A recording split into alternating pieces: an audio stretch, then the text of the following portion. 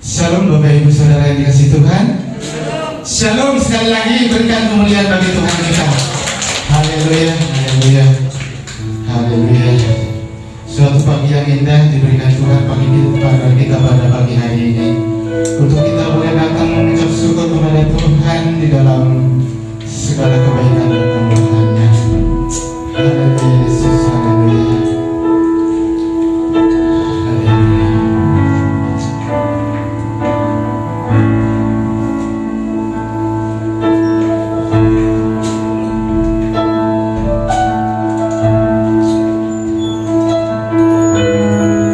Di pagi ini Tuhan kami datang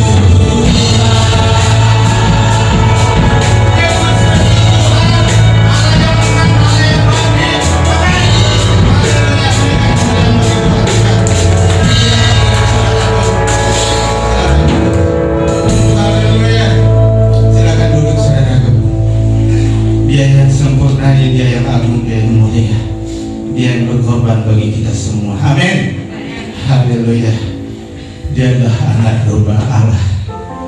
Dialah kekuatan kita, dialah kemuliaan kita. Amin Yesus.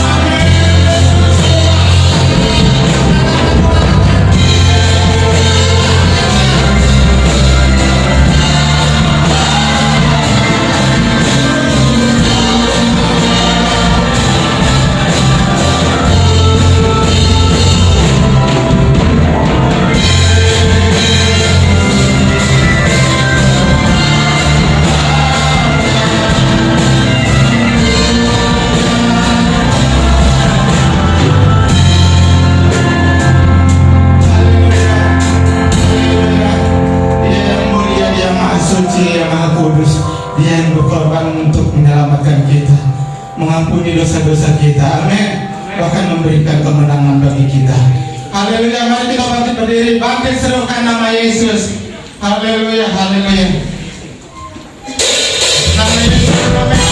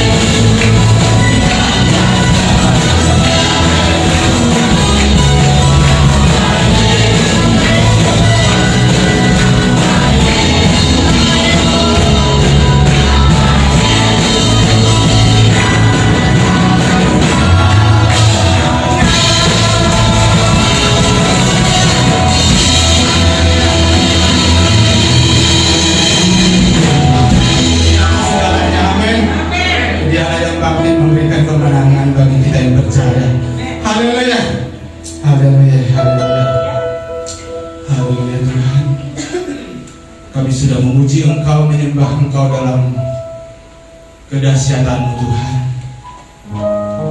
Tiba saatnya kami akan dikuatkan firman-Mu yang dahsyat, yang heran dan luar biasa itu Bapa. Karena firman-Mu adalah kasih yang menyatakan bagi setiap kami yang percaya pada-Mu Tuhan. Yesus, Yesus, haleluya.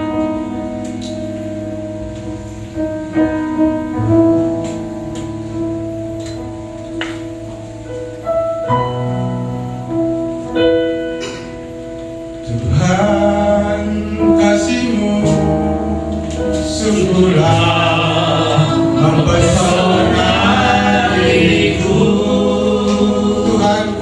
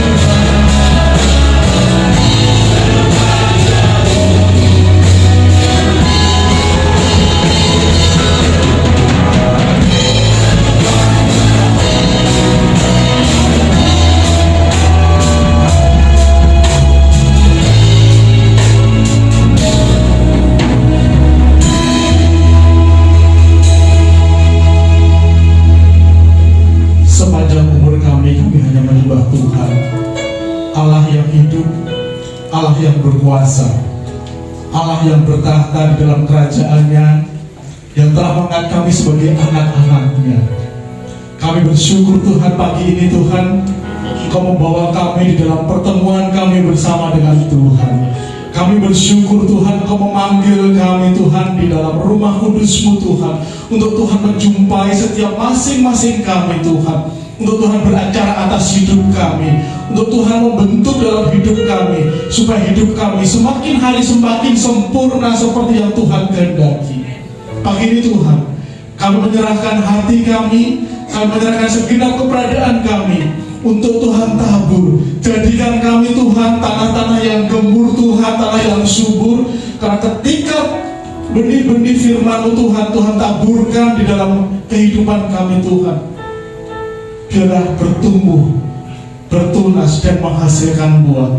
Dan buah itu Tuhan boleh dinikmati oleh orang-orang yang ada di sekitar kami Tuhan, dan mereka boleh melihat bahwa Kristus ada di dalam kehidupan kami. Berbicara kepada kami Tuhan, kami anak-anak-Mu duduk diam untuk memahami apa yang Tuhan kehendaki dalam kehidupan kami. Di dalam nama Tuhan Yesus kami siap dengar firman-Mu. Haleluya, amin. Silakan duduk Bapak Ibu sekalian. Shalom. Shalom. Bapak Ibu yang sudah sarapan boleh angkat tangan. Yang sudah sarapan boleh angkat tangan. Belum ada? Saya juga belum. Shalom. Nah, kalau semangat gini kan jadi seru ya. Bapak yang dikasih Tuhan, pagi ini kita masih berbicara tentang kebangkitan Kristus. Kita melihat seperti apa yang dituliskan oleh Paulus kepada jemaat di Korintus. Kita membaca dari 1 Korintus pasal yang ke-15. Kita membaca ayat 1 sampai dengan yang ke-11. 1 Korintus pasal yang ke-15. Kita membaca ayat yang ke-1 sampai dengan yang ke-11. Dan sekarang saudara-saudaraku, aku mau mengingatkan kamu kepada Injil yang aku beritakan kepadamu, yang kamu terima dan yang di dalamnya kamu teguh berdiri. Oleh Injil itu kamu diselamatkan asal kamu teguh berpegang padanya, seperti yang telah kuberitakan kepadamu, kecuali kalau kamu telah sia-sia menjadi percaya. Sebab yang sangat penting telah kusampaikan kepadamu, yaitu apa yang telah kuterima sendiri, ialah bahwa Kristus telah mati karena dosa-dosaku sesuai kitab suci. Sebab yang sangat penting telah kusampaikan kepadamu, yaitu apa yang telah kuterima sendiri, ialah bahwa Kristus telah mati karena dosa-dosa kita sesuai dengan kitab suci. Ayat yang keempat, bahwa ia telah dikuburkan dan bahwa ia telah dibangkitkan pada hari yang ketiga sesuai dengan kitab suci, bahwa ia telah menampakkan diri kepada Kefas dan kemudian kepada ke-12 muridnya. Sesudah itu ia menampakkan diri kepada lebih dari 500 saudara sekaligus. Kebanyakan dari mereka masih hidup sampai sekarang, tetapi beberapa di antaranya telah meninggal. Selanjutnya ia menampakkan diri kepada Yakobus, kemudian kepada semua rasul. Ayat yang ke-8, dan yang paling akhir dari semuanya, ia menampakkan diri juga kepadaku, sama seperti kepada anak yang lahir sebelum waktunya. Karena aku adalah yang paling hina dari semua rasul, bahkan tidak layak disebut rasul, sebab aku telah menganiaya jemaat Allah. Tetapi karena kasih karunia Allah, aku adalah sebagaimana aku ada sekarang, dan kasih karunia yang dianugerahkannya kepadaku tidak sia-sia. Sebaliknya, aku telah bekerja lebih keras daripada mereka semua, tetapi bukannya aku, melainkan kasih karunia Allah yang menyertai aku.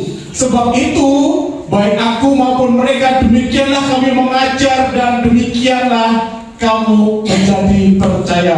Bapak Ibu, kalau saya melihat di kitab yang ketiga, bahwa Kristus telah mati karena dosa kita sesuai dengan kitab suci. Ayat yang keempat, bahwa ia telah dibangkitkan pada hari ketiga sesuai dengan kitab suci. Bapak Ibu dikasih Tuhan, pemberitaan Paulus sangat jelas bahwa inti dari Injil yang diberitakan oleh Paulus adalah tentang kebangkitan, kematian sampai dengan kebangkitan yang tertulis di dalam 1 Korintus tadi. Tetapi ada isu yang terjadi di jemaat Paulus, jemaat Korintus. Kenapa? Bapak Ibu, Korintus adalah kota perdagangan, kota di dalam penjajahan Romawi, dan menjadi kota yang besar, menjadi kota nasional pada saat itu. Sehingga ketika menjadi kota perdagangan, di situ banyak orang-orang datang, lintas kota, lintas negara datang. Dan di situ jemaat Korintus itu terdiri dari orang-orang Yahudi dan orang-orang Yunani. Dan orang-orang Yunani pada saat itu, di sana banyak filsuf-filsuf Yunani, sehingga banyak sekali ajaran-ajaran. Dan Paulus katakan bahwa jangan mendengarkan ajaran-ajaran yang sesat. Kenapa? Karena pada saat banyak ajaran sesat. Dan dampaknya apa? Beberapa jemaat Korintus tidak percaya adanya kebangkitan. Pemberitaan Paulus sangat jelas bahwa sebelumnya, kalau kita membaca di keempat Injil kita, di dalam Matius, Markus, Lukas, Yohanes sudah dijelaskan bahwa Yesus mati dan bangkit pada hari ketiga. Tetapi yang terjadi saat itu muncul permasalahan itu, mereka tidak mempercayai kebangkitan, mereka tidak memahami kebangkitan. Dan menjadi pertanyaan, bagaimana kebangkitan itu? Sehingga banyak jemaat Kristen di Korintus tidak percaya akan kebangkitan itu. Jadi Bapak Ibu, kita pun saat ini ada di kota besar, ada banyak suara-suara yang menghambat iman kita, yang menghambat kepercayaan kita.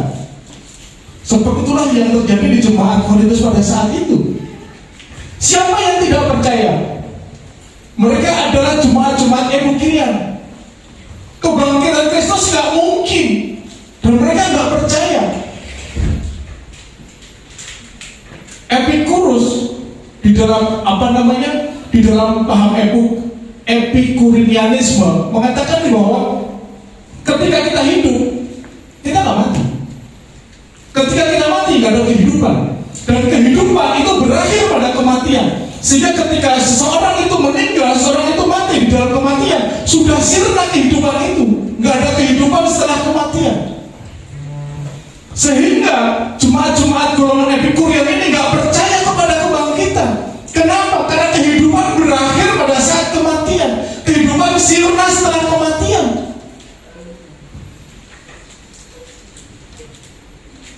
Misalkan filsuf Plato, Plato mengatakan bahwa materi itu tidak bisa, materi yang rusak itu tidak bisa diperbaiki dan tidak bisa digunakan. Dan tubuh jasmani kita adalah materi, sehingga ketika kita mati dikuburkan dan rusak, itu tidak bisa digunakan lagi untuk kebangkitan. Jadi Bapak Ibu, menurut Plato itu kebangkitan adalah kebangkitan fisik yang dia pahami. Para peneliti Plato melihat bahwa kebangkitan fisik itu nggak mungkin. Dan orang-orang Yahudi pada umumnya mereka percaya bahwa ada kebangkitan, namun nggak saat itu, nggak saat ini. Kebangkitannya nanti, pada akhir zaman. Tetapi ketika Kristus bangkit, mereka nggak percaya. Bapak Ibu, kalau kita melihat ke belakang sedikit, bukankah banyak orang-orang Yahudi yang pada saat itu mendengar, melihat ada beberapa orang yang sudah dibangkitkan oleh Kristus, tapi mereka nggak melihat, mereka nggak mau percaya. Bahkan murid Yesus sendiri ketika mereka mendapatkan kabar Yesus sudah bangkit, mereka nggak percaya.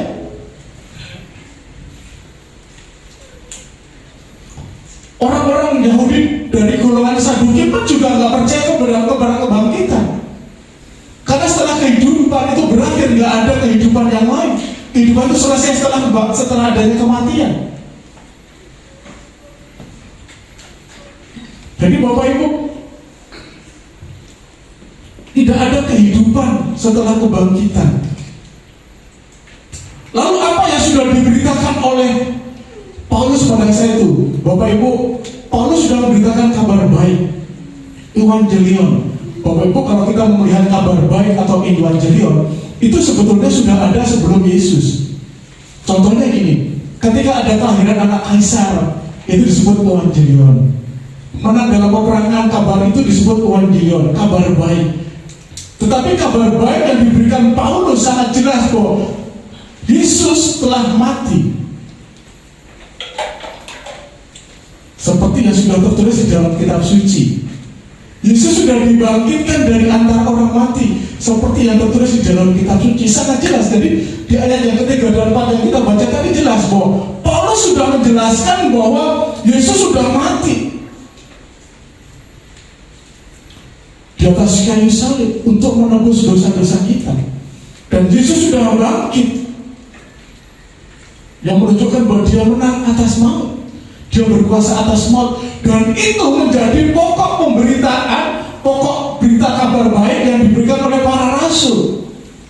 Jadi Bapak Ibu, kalau kita melihat di dalam perjanjian baru, itu menggambarkan karya Yesus dari kelahiran sampai kematian dan anugerah-anugerah yang diberikan, sehingga kematian dan kebangkitan merupakan dasar dari pemberitaan Injil para rasul dan dasar pemberitaan Injil saat ini. Jadi kalau ada Injil yang tidak memberitakan kematian dan kelahiran, kematian, kebangkitan dan kenaikan surga Tuhan Yesus, itu bukan kabar baik, bukan Injil Kristus.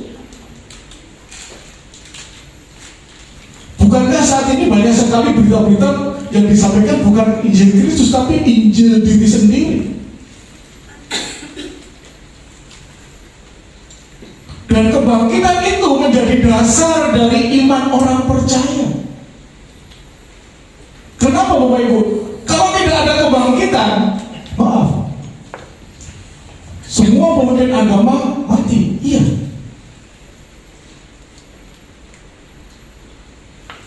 Jadi kalau Yesus mati toh, iya.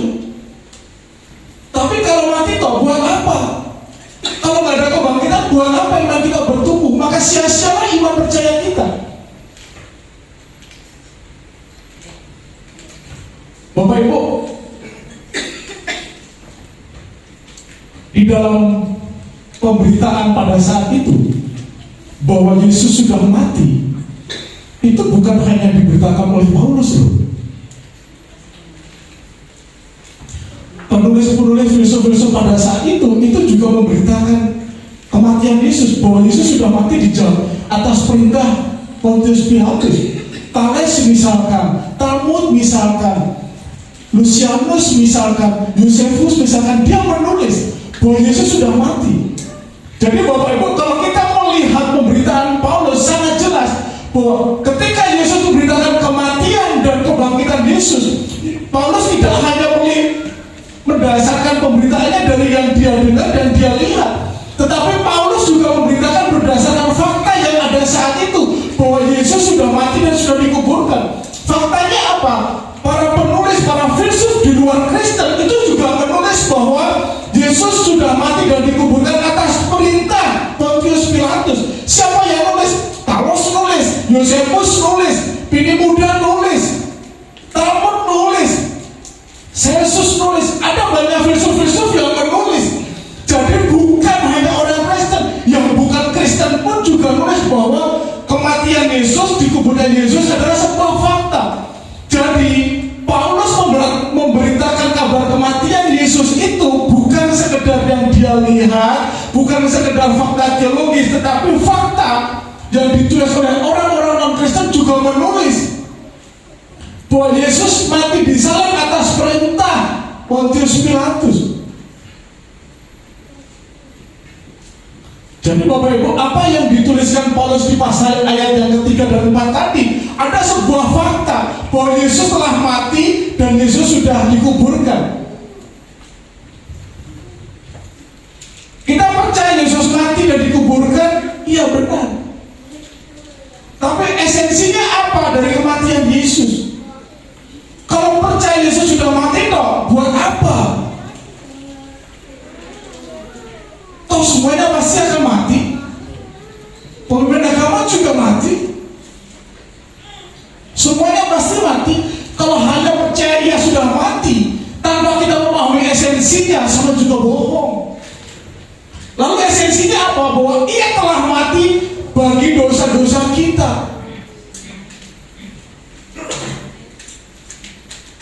dan bahwa ia telah dibangkitkan. Bapak Ibu, ada satu keunikan dari kata ia dibangkitkan. Sebelum kita paham ini, Bapak Ibu, menurut Bapak Ibu, Yesus itu bangkit atau dibangkitkan? Yesus itu bangkit atau dibangkitkan? Yesus bangkit.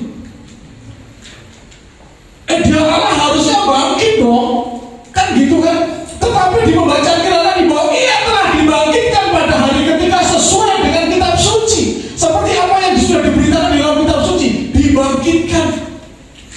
Dan kalau kita lihat kata bahasanya, itu adalah kata bahasanya bentuknya adalah pasif. Artinya tidak ada dari yang dilakukan Yesus pada saat itu. Lalu siapa yang melakukan? Siapa yang membangkitkan? Harusnya kalau dia Allah kan harusnya bangkit sendiri dong, kan gitu kan? Tetapi faktanya adalah Yesus dibangkitkan. Siapa yang membangkitkan? Di dalam ayat yang keempat kan tidak kelihatan. Tetapi ada satu kata bahasa di Yunani yang unik, bahwa ketika ada sebuah kegiatan, sesuatu yang dikerjakan tanpa adanya subjek, mereka merujuk kepada jenis namanya passive divine. Passive divine itu adalah sesuatu yang dikerjakan oleh Allah, sehingga Yesus dibangkitkan oleh Allah. Lalu, kan dia Allah, kenapa nggak bangkit sendiri? Kenapa harus dibangkitkan? Ya kan, pertanyaan kita, kalau dia Allah kan dia nggak bisa bangkit sendiri kan? Benar, dia harus dibangkitkan. Kenapa? Dia dibangkitkan bukti dari dia diperkenan oleh Allah, dan itu menjadi sesuatu yang sangat penting bagi kehidupan bangsa Yahudi. Dia dibangkitkan oleh Allah sebagai bentuk bahwa Yesus itu diperkenan oleh Allah dan dia benar di hadapan Allah, dan itu menjadi sesuatu yang penting. Kenapa? Bapak Ibu, Yesus disalibkan. Apa tujuan bangsa Yahudi kepada Yesus?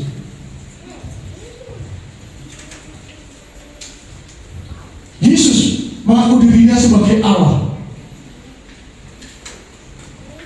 Dianggapnya Yesus menghujat Allah.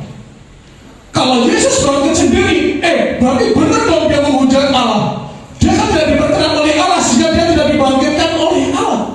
Dan Bapa menjawab bahwa Yesus diperkenan oleh Bapa, sehingga Yesus dibangkitkan. Ketika Yesus dibangkitkan, itu sebagai tanda bahwa Yesus diperkenan oleh Allah. Kalau dia diperkenan oleh Allah, berarti apa yang sudah dikatakan Yesus adalah sesuatu yang benar. Bukan dia mengaku sebagai Allah. Bapak Ibu, dulu saya pikir bahwa Yesus itu bangkit, ya kan dia Allah. Bangkit sendiri. Ternyata enggak. Yesus tidak melakukan itu, tetapi Bapa yang membangkitkan dia. Bapa yang membangkitkan Yesus sebagai bentuk perkenanan Bapa. Untuk apa? Untuk membungkam tuduhan para orang-orang Yahudi yang mengatakan bahwa Yesus menghujat Allah, yang mengatakan bahwa Yesus ngaku-ngaku sebagai Allah, yang Yesus ngaku-ngaku sebagai Mesias. Kan seperti itu. Jadi Bapak Ibu, konteks dia dibangkitkan itu menjadi sesuatu yang penting. Bukan sekedar penting bagi pertumbuhan iman kita, tetapi juga penting dalam pemberitaan Injil Kristus bagi orang-orang Yahudi. Kenapa? Tuduhannya adalah Yesus sudah makar, Yesus sudah ngaku-ngaku anak Allah, dan itu tidak diperkenan oleh Bapa, tidak diperkenan oleh Allah, tidak diperkenan oleh surga. Tetapi faktanya ketika Yesus dibangkitkan, itu bentuk perkenanan dari Allah. Sehingga kalau Yesus diperkenankan oleh Allah, sehingga kita melihat bahwa sesuatu yang sudah dilakukan Yesus adalah sesuatu yang benar. Jadi Bapak Ibu, Yesus gak bangkit sendiri, tetapi Yesus dibangkitkan oleh Bapa. Dan itu menjadi sesuatu yang penting.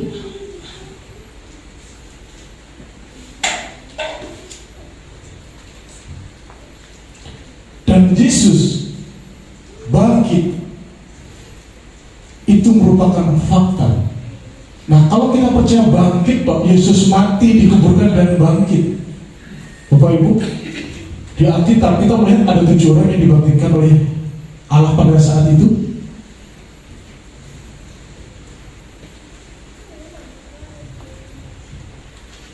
Kalau kita percaya kepada kebangkitan dan percaya hanya kepada kebangkitan, Yesus mati dan dikuburkan dan dibangkitkan tanpa kita memahami esensi dari kebangkitan, sama juga bohong.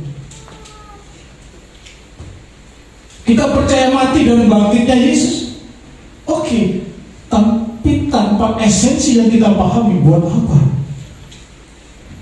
Kalau kita hanya percaya Yesus mati, dikuburkan dan dibangkitkan, iman kita gak bertumbuh tanpa kita memahami esensi itu.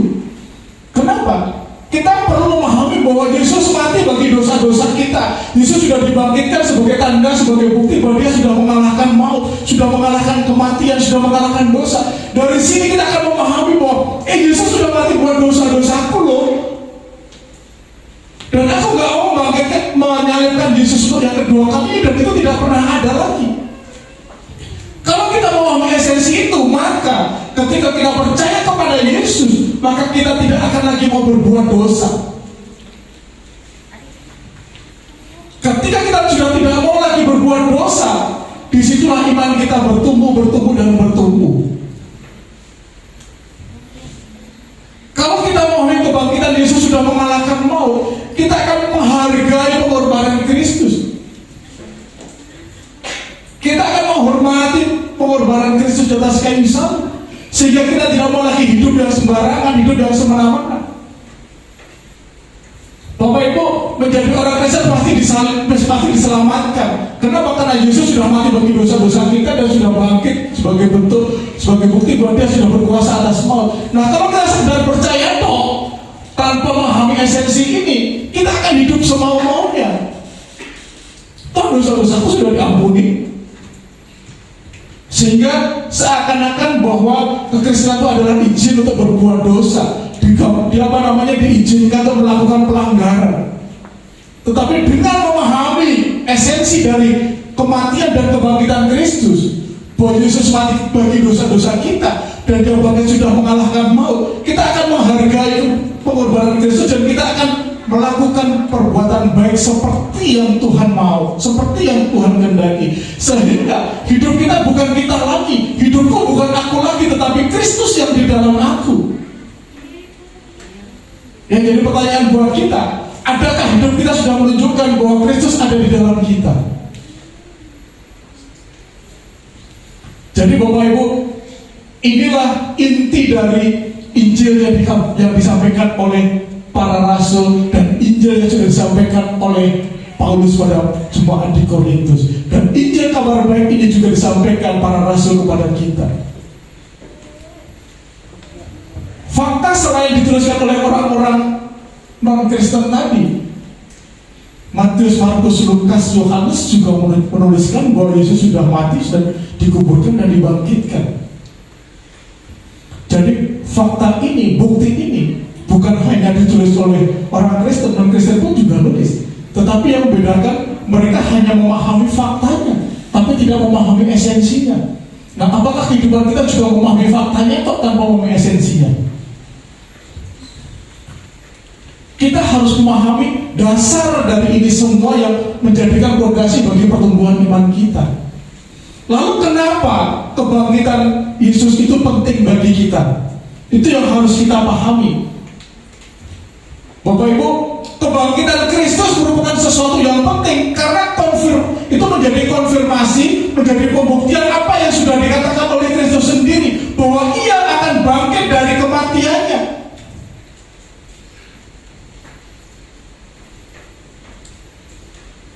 Yesus sudah mengatakan kepada murid-muridnya bahwa Dia akan bangkit pada hari ketiga. Dan kebangkitan ini merupakan konfirmasi, merupakan bukti yang akurat. Jadi Kristus Yesus itu nggak ngomong sembarangan. Apa yang diberitakan, dituliskan oleh pemazmur, apa yang dituliskan oleh Yesaya, itu sesuatu yang benar dan itu dari Allah. Dan itu dibuktikan dan dikonfirmasi oleh Yesus pada saat kebangkitannya. Dengan adanya kebangkitan Kristus, Kristus menyatakan bahwa dia adalah Allah, bahwa ia telah bangkit pada hari ketiga sesuai dengan kitab suci, kata Paulus.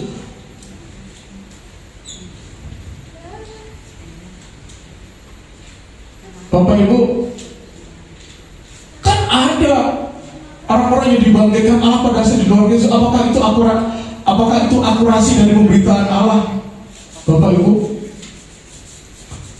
Allah sudah memberikan contoh, Allah sudah memberikan gambaran kepada orang-orang Yahudi, kepada murid-muridnya pada saat itu bahwa benar terjadi kebangkitan.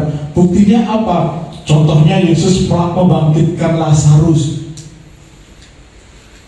Di situ apa tujuan Allah? Tujuan Allah adalah memberikan gambaran kepada murid-muridnya bahwa kebangkitan itu ada. Tetapi murid-muridnya sendiri yang tiap hari bareng Yesus, tiap hari melihat mujizat yang dilakukan Yesus, tapi mereka nggak percaya. Padahal ini adalah konfirmasi dari perkataan Yesus. Yesus sudah menyatakan, sudah mengatakan kepada para murid-muridnya, kepada para pengikutnya, pada orang-orang yang mengiring Yesus pada saat itu, tapi mereka nggak percaya. Tetapi satu hal, bahwa kebangkitan Kristus itu membuktikan keilahian Allah, keilahian Yesus. Kenapa? Di dalam kematian dan kebangkitannya, Yesus menyelamatkan manusia. Yesus menebus dosa manusia. Kebangkitannya menunjukkan bahwa dia berkuasa atas segala sesuatu, menunjukkan bahwa Yesus berkuasa atas kematian, Yesus berkuasa atas maut.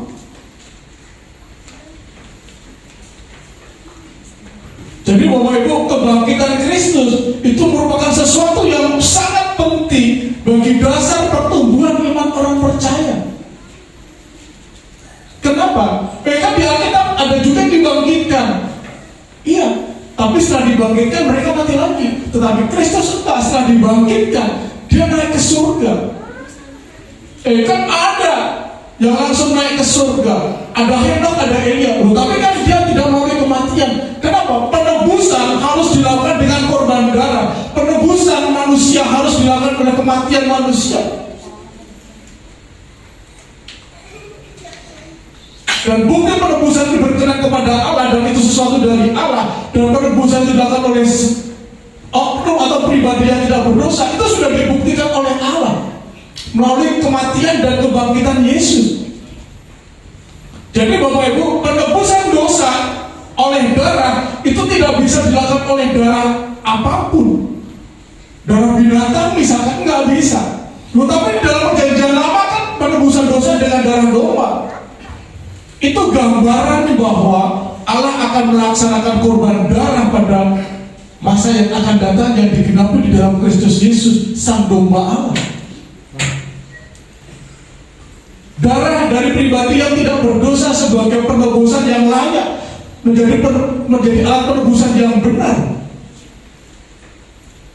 Jadi dengan kematian Yesus dan kebangkitan menyatakan bahwa korban yang dilakukan Allah adalah sesuatu yang benar. Sehingga melalui kematian dan kebangkitan bahwa Yesus sudah menebus dosa manusia, dosa-dosa kita.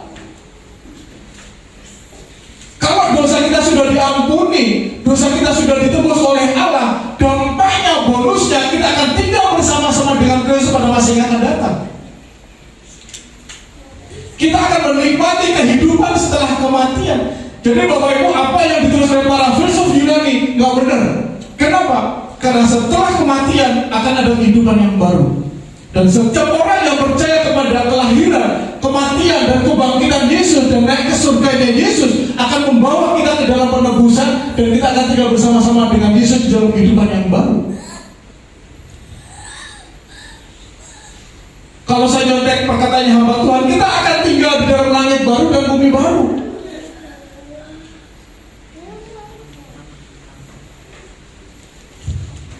Jadi Bapak Ibu, kalau ada kehidupan setelah kematian, pertanyaan bagi kita, apakah kita sudah berinvestasi untuk kehidupan yang akan datang?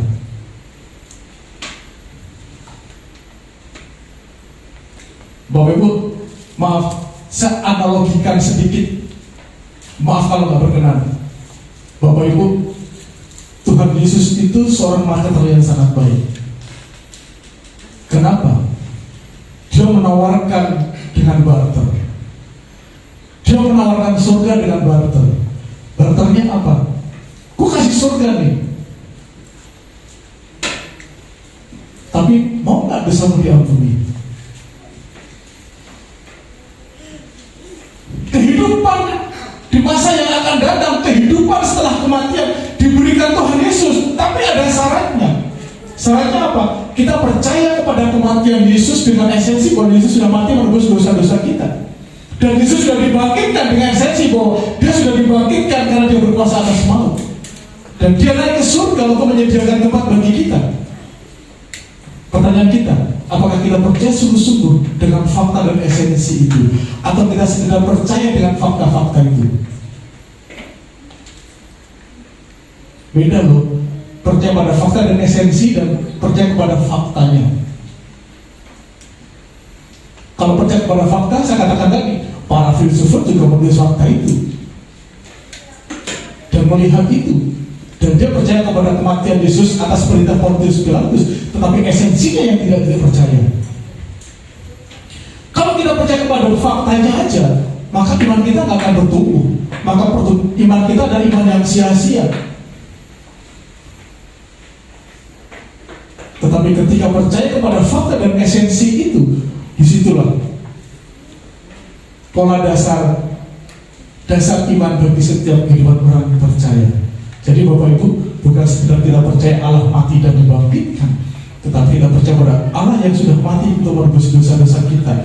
Dia dikuburkan dan Dia dibangkitkan karena Dia berkuasa atas maut, dan Dia naik ke surga untuk menyediakan tempat bagi kita. Kita mau yang di mana? Kita mau yang seperti apa?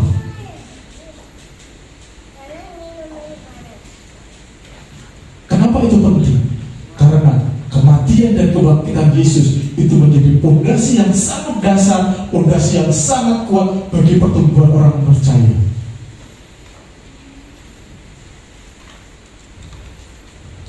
Iman kita tidak akan pernah bertumbuh tanpa kita mau esensi itu. Bapak Ibu, yuk kita koreksi diri kita. Kepercayaan kita kepada Yesus sebatas mana? Sebatas fakta-fakta kah? Atau kita percaya kepada Yesus di dalam fakta dan esensi?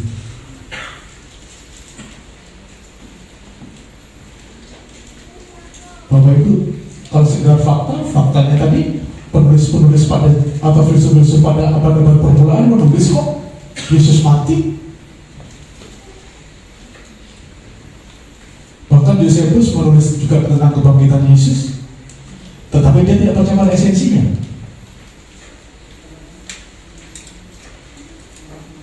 Kalau iman kita mau bertumbuh, ayo kita berdiri kepada dasar pondasi yang kuat, kepada dasar pondasi yang tidak tergoyahkan. Dengan apa?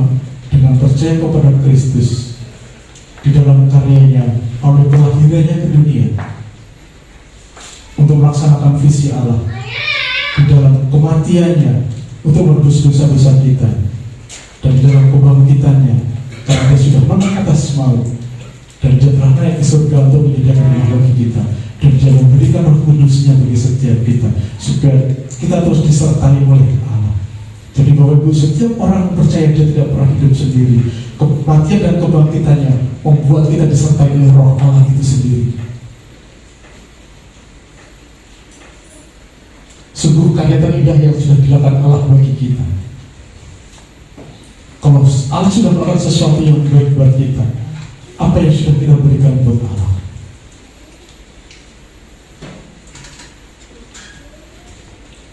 Apa yang sudah kita lakukan untuk Allah?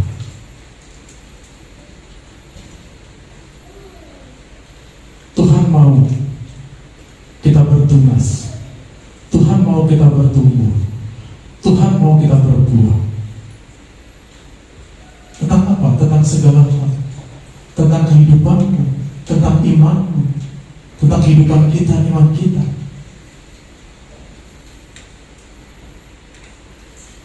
Kalau Tuhan sudah menaburkan benih, ya kita izinkan benih itu bertumbuh dan bertunas. Benih-benih firman itu kita izinkan untuk bertunas. Kita izinkan untuk bertumbuh yang kuat, seperti pohon yang kuat. Bapak Ibu, kenapa kemarin di renungan pagi terakhir saya hari Sabtu kemarin ya, saya diberikan ilustrasi oleh Tuhan dalam perenungan saya tentang pohon kurma dan pohon aras yang ditulis di dalam kitab Mazmur. Kenapa itu menjadi penting bagi Tuhan? Kenapa itu dinyatakan kepada setiap kita? Bapak Ibu, ternyata ada sesuatu yang unik dari dua pohon itu.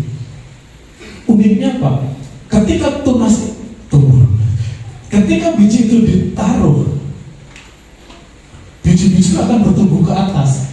Setelah akarnya turun ke bawah, kalau pohon kurma di padang pasir, dia akan turun ke bawah sampai ketemu sumber air. Dan setelah ketemu sumber air, itu dia akan tumbuh ke atas. Dan kuasa atau sumber air di gurun pasir itu sangat dalam, bisa sampai puluhan meter. Pohon aras pun begitu. Pohon aras itu tingginya bisa 40 meter, cabang-cabangnya bisa sampai 33 meter. Lingkaran pohonnya bisa sampai 3 meter. Kapan dia tumbuh ke atas? Akarnya tumbuh ke bawah sampai ketemu batu yang kuat. Ketemu makanan yang kuat di bawah, akar itu mengikat kepada batu, baru dia tumbuh ke atas. Sehingga ketika ada badai apapun, pohon itu kuat. Dan pohon aras adalah pohon yang sangat kuat. Bahkan Salomo pada saat itu menggunakan pohon aras untuk membangun bait Allah. Maksud saya gini, kalau kehidupan rohani kita mau bertumbuh, ayo kita berakar dulu. Bangun akar yang kuat, berpeganglah kepada sesuatu yang kuat. Ayo kita bertumbuh, sebelum tumbuh ke atas, ayo hidup kita berakar dulu, mengikat kepada yang kuat. Apa? Mengikat kepada firman. Firman tentang apa? Injil tentang apa? Injil tentang kelahiran, kematian, kebangkitan Yesus, naiknya ke surga, dan dia mengirimkan Roh Kudus buat kita. Setelah kita mengikat kepada sesuatu yang kuat, ayo kita bertumbuh ke atas. Kita bertunas, bertumbuh, dan menghasilkan buah. Itu yang dimau Tuhan. Jadi Bapak Ibu, yuk, Tuhan sudah bangkit bagi kita. Tuhan sudah mati menebus dosa-dosa kita. Ayo kita menjadi pribadi, menjadi orang Kristen yang benar, menjadi orang Kristen yang seturut dengan kehendak Tuhan, menjadi orang Kristen yang bertumbuh dan menghasilkan buah. Dan buah itu bisa dinikmati oleh banyak orang.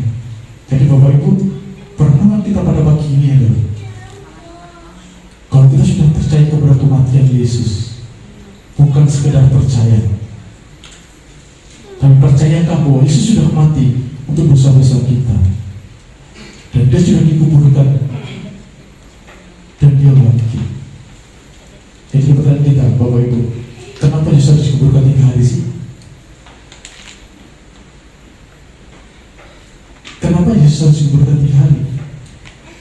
Sesuatu yang penting. Kenapa perlu 3 hari? Dalam kehidupan Yahudi pada saat itu, kematian 3 hari menunjukkan bahwa dia benar-benar mati. Kalau sekarang mati kan, meninggalkan dengan medis kita bisa lihat, oh dia mati benar gitu kan. Pada saat itu dia harus menunggu 3 hari untuk melihat bahwa dia benar-benar mati, dan Yesus benar-benar mati dan dikuburkan. Itu bukan main-main. Jadi baru dia sudah mati, sudah dikuburkan sebagai bentuk bahwa dia benar-benar mati, dan dia dibangkitkan dari kematian. Karena dia berkuasa atas maut, dia berkuasa atas dosa-dosa kita, dan dia berkuasa atas kehidupan setiap kita. Lalu apa yang sudah kita lakukan untuk Tuhan? Sudahkah kita sungguh-sungguh percaya kepada Kristus di dalam kematian dan kebangkitannya, supaya itu menjadi dasar pertumbuhan kita, menjadi dasar pertumbuhan iman percaya kita. Tuhan mau iman kita bertumbuh, Tuhan mau iman kita bertumbuh, Tuhan mau iman kita terus berbuah. Jadi Bapak Ibu, yuk kita sama-sama merenungkan, kita sama-sama melihat dalam kehidupan kita. Apakah kita sungguh-sungguh percaya kepada Kristus? Apakah kita sungguh-sungguh percaya kepada kebangkitannya? Tuhan mau kita percaya kepada Yesus di dalam kematiannya, karena dia sudah menebus dosa-dosa kita melalui kematiannya, dan dia sudah dikuburkan, dan dia sudah bangkit dan juga Dia berhala. Mari, dengan iman percaya kita bertumbuh di dalam Kristus, di dalam kematian dan kebangkitan, dan itu menjadi karya yang terbesar, menjadi karya yang terindah di dalam kehidupan kita. Untuk Tuhan Yesus, mari kita tundukkan kepala.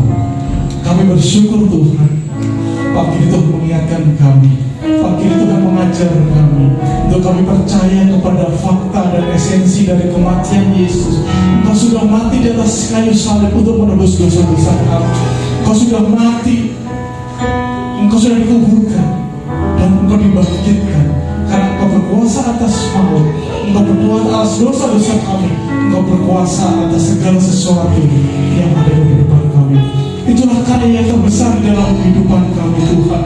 Pengorbanan-Mu yang menyelamatkan kami, sehingga kami tidak lagi binasa, tetapi kami memiliki kehidupan yang kekal, kehidupan bersama-sama dengan Kristus di masa yang akan datang. Dan kami berinvestasi dalam kehidupan kami Tuhan, karena kami percaya kepada Yesus dalam kematian dan kebangkitannya, dan kami sesuatu yang baik, perbuatan baik, karena Tuhan sudah memberikan sesuatu yang indah dalam kehidupan kami, yaitu karya yang terbesar melalui pengorbanan di atas kayu salib. Karya terbesar dalam hidupku, pengorbanan yang selamat kami.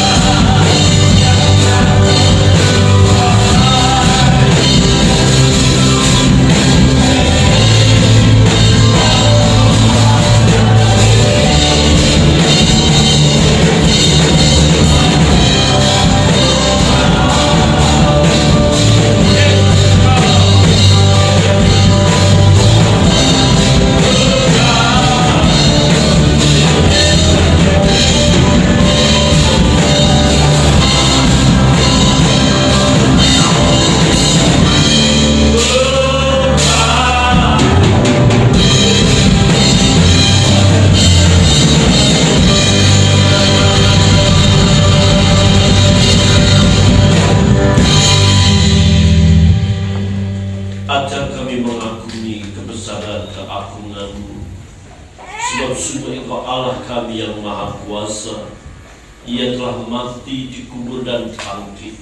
Dan biarlah kami bukan sebatas mengerti, percaya dengan keyakinan akali pikiran kami, tetapi yang terpenting, hakikat yang esensi, bahwa kebangkitan itu mengubah hidup kami. Kami boleh bertumbuh, berakar ke bawah, dan berbuah ke atas, sehingga orang-orang mengerti bahwa sungguh kebangkitan Kristus tidak sia-sia, karena sungguh kami percaya Yesus bangkit dan kami hidup dalam kemenangan atas dosa. Bapa, terima kasih, berkati hamba-Mu Bapak Yanus dulu yang sudah menyampaikan kebenaran firman-Mu. Istri dan putra-putrinya diberkati Tuhan, dan setiap usahanya dibuatnya berhasil. Damai sejahtera, sukacita, ketentraman, penyertaan dan perlindungan, pemeliharaan nyata dalam keluarganya. Bapak, terima kasih berkati semua pelayanan aktif yang telah melayani pagi hari ini. Semua yang terlibat tidak terkecuali, semuanya berharga di mata Tuhan, membuat Tuhan tersenyum untuk pelayanan mereka sekalian. Berkati seluruh jemaat Tuhan yang hadir di tengah banyak masalah kesulitan, keletihan dan kecapean, mereka tetap datang memuji dan memuliakan nama Tuhan. Hamba mengangkat tangan bagi jemaat Tuhan, kiranya berkat dari Allah Bapa turun atas mereka sekalian. Bagi jemaat yang sakit, baik hadir maupun yang di rumah, keluarga mereka yang sakit, doa kami di dalam nama Tuhan Yesus Kristus, kesembuhan boleh terjadi, sekalipun harus melalui tangan dokter dan obat-obatan, kesembuhan semakin disempurnakan. Bagi yang belum bekerja, Tuhan akan memberikan pekerjaan. Bagi mereka yang berkekurangan, Tuhan mencukupi. Bagi jemaat Tuhan yang ingin melanjutkan sekolah dan kuliah anak-anak mereka, Tuhan sediakan apa yang mereka butuhkan. Bapak, terima kasih. Doa kami buat Family Gathering yang menjadi program kami pada bulan Juli, biar kami semua boleh mengambil bagian, sehingga kami boleh bersukacita di dalam Tuhan. Kami sungguh menjadi satu keluarga di dalam Engkau. Bapak, terima kasih. Berkati jemaat Tuhan yang hadir saat ini dan maupun mereka yang tidak hadir. Bapa, terpujilah nama-Mu. Berkati negeri ini dengan keamanan dan ketentraman, sebab keamanan dan ketentraman berdampak dalam kehidupan kami. Pemerintah pusat maupun daerah, Presiden kami Bapak Insinyur Joko Widodo, Tuhan berikan hikmat. Dengan hikmat itu, negeri ini semakin makmur, sejahtera, dan kesejahteraan itu sangat berpengaruh dalam kehidupan kami. Perekonomian semakin membaik di negeri ini. Bapak, terima kasih. Kami menyerahkan sebentar juga para pengusaha mengadakan rapat juga, Tuhan. Tolong melalui rapat ini kami boleh melayani Tuhan lebih baik lagi. Bimbing perjalanan kami pulang sampai ke rumah dengan selamat. Dan sebelum jemaat Tuhan pulang, jemaat Tuhan akan memberi persembahan bagi-Mu. Bila persembahan ini berarti untuk pelayanan di tempat ini, dan jemaat Tuhan semakin diberkati Tuhan. Terpujilah nama-Mu. Saudara, arahkan mata timur dan pulangkan dengan berkat Tuhan.